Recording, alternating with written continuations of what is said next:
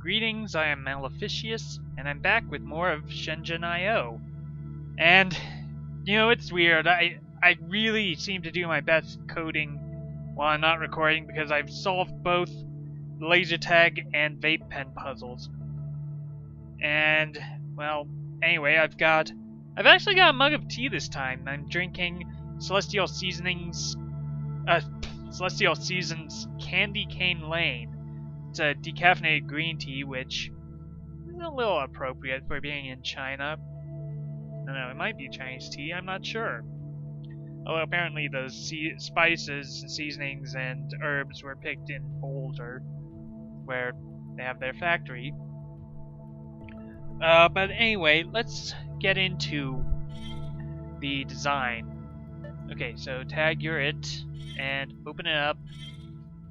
Okay, so where it was going wrong the last time was in,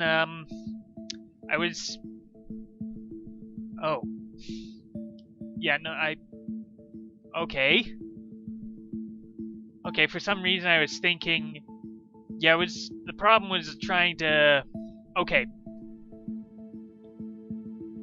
I can handle this with multiple inputs and outputs, but, here's what's going on. So all three are connected to this one DX300 chip. And so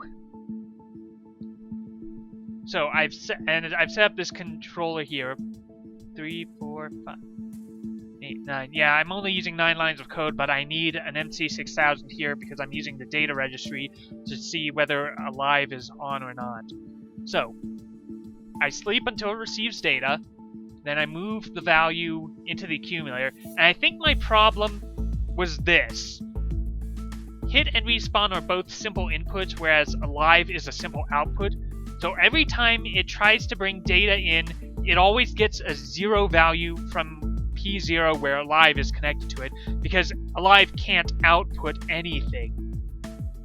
So yeah, hit and respawn continually can be a 1 or a 0 coming in. So now, we test if the value is greater than 99, which we're checking if the value in respawn was a 1. So if it is, move 1 into the DAT registry to set Alive to on. Then we do digit get for the tens column, or I suppose it's the ones position, well, because it's binary, so zero's position is 0 and 1, one's position is 2. But anyway, that doesn't matter. We then test if the accumulator is greater than 0, because the digit's going to be either a 1 or a 0. And so if it's greater than 0, then that means hit is activated. So then we move 0 to DAT. And then, so DAT is either going to be a 0 or 1 always. And then we move DAT to X2 and set it to sleep. So we're always outputting either a value of 0 or 1 through here, which means that we're not outputting anything through here, which we couldn't anyway because these are simple inputs. But we're always getting a 0 or a 1 out. So that comes out here, and it goes into Alive and this microcontroller, which I'm using to keep track of the ammo count and the fire. But yeah, here's what I've done. I've set up so I'm just using one DX300 to control the trigger and reload, because I think this is probably the better solution than what I've done here. Trying to hook up all 3 of these, I think it works best if you can use up to 3 inputs or 3 outputs with one DX300, but I don't think mixing them is a good idea. So anyway, reload goes into P0, trigger goes into P1, because, you know, if we reload, we always want to check. But anyway, it goes into here. This microcontroller sleeps until it gets data from here. Then we move that value to the accumulator, of course. We test if it's greater than 9. So we're checking if the trigger has been pulled. If it has, we move a value of 1 into X0.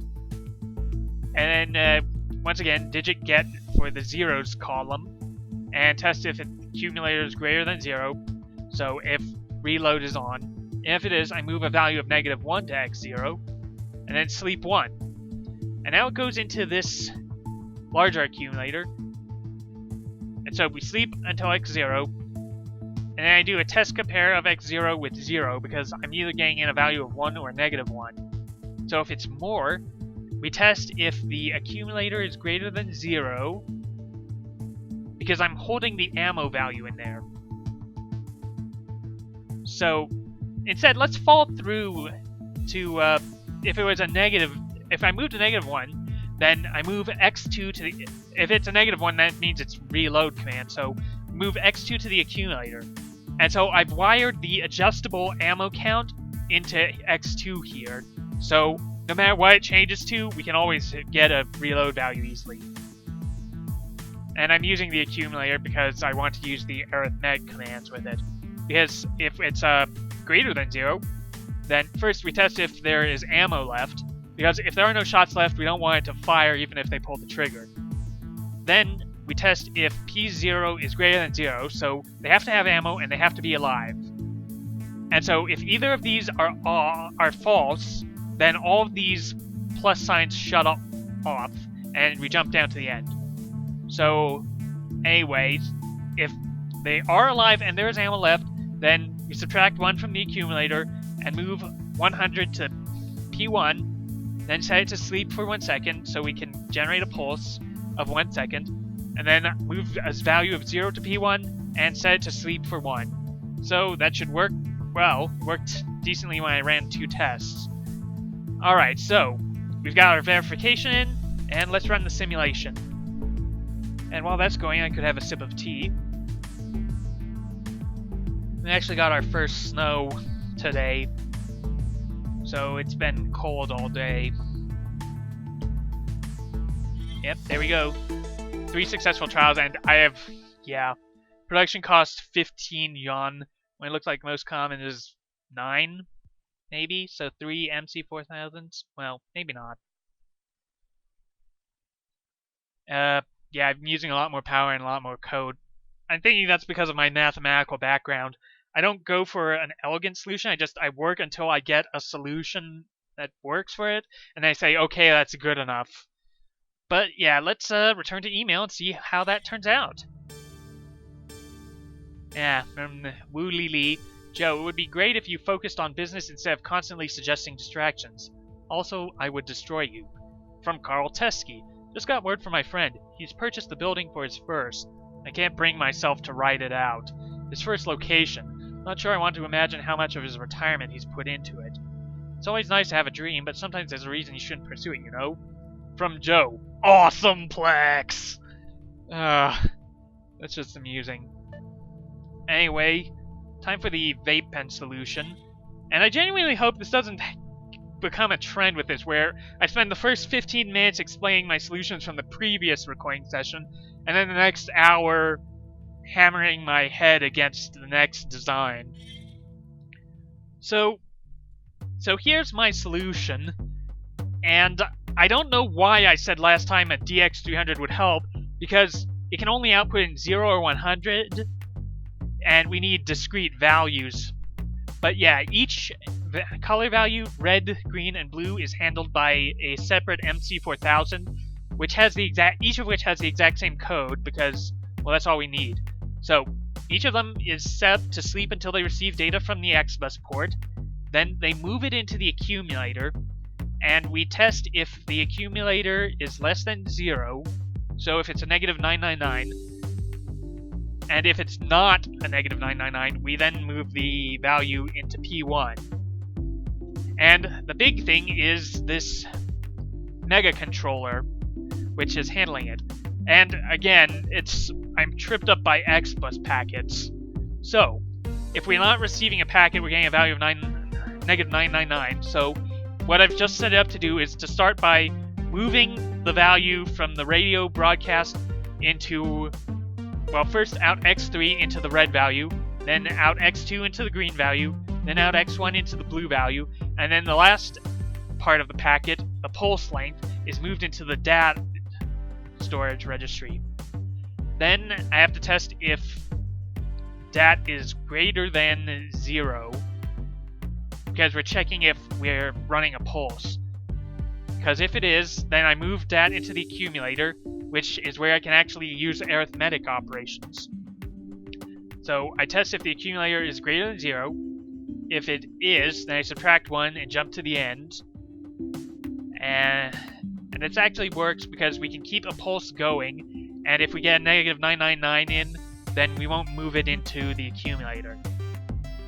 But if it's 0 or less, that means we're getting a new packet in.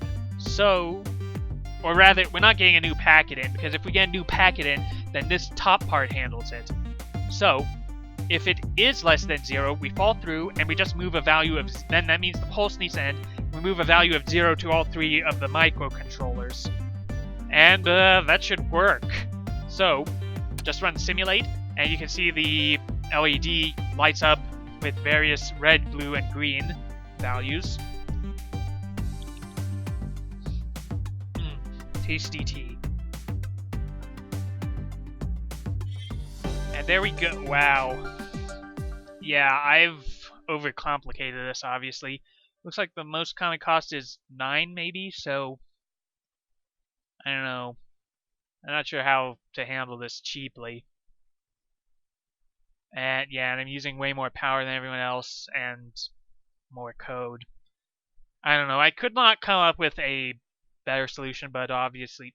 I have not yet looked at Scott Manley's video for this again. I'm sure he's done this much more elegantly than I have. And of course, I keep comparing myself to more popular people, rather. And, of course, the fallout from this, from Wu Lili. Greetings, all. With every project we take, there are factors we can control and factors we cannot control. We could not control the fact that Cool Dad was arrested and jailed for possession of amphetamines as he attempted to enter Japan, thus canceling the world tour. However, there was something under our control, and that was the terms of the deal.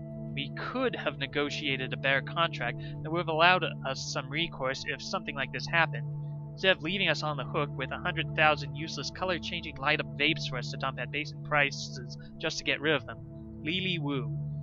Well, we can just dump them into America. Yeah, no, I don't have anything against people who vape, I'm just not into it myself.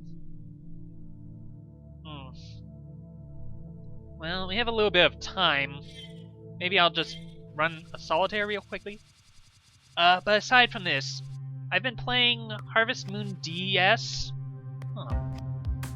Yeah, because I got it quite a while ago, and I never really gave it a fair shot first time around, so I'm trying to see if it... I know, I've seen multiple people saying it's terrible, and I'm just wondering, well, why is it why is it really so terrible? Of course, it's starting to look like the answer is yes, but, well, there's mitigating factors at play here. Oh, I can move that there. Okay, there's a red dragon here, a red dragon here. I really need to free that dragon. Okay, what if, there's a green 4 here, 5 here. Okay, move that there, move that. 2 of characters, 4... I would unlock that for... If I move these up, does that help me more than it hinders me? If I can move this 9, I can move this 5 onto this 6. Okay, or what if I move this red dragon up? I don't really have a place to put the green 7. Because there's a green 8 here. Well, so much for patience. Okay, so... Oh, I can move the 3 character up, move that one up, those slide up. Oh, good. Okay, so I can move... I could move this 9. Can I? Yeah. No. Yes? Well, I could move it, but does it help me? Oh, wait, I can move this 9, move that 5. There we go. Then I can move... I can get the white dragons. I can do that and get the red dragons. Okay, I need to move this 7 out, or I could actually just start moving things up. 6, 7, green dragons, and solved. And good. Yep. Need to win 100 games to become immortal, but that's not going to happen.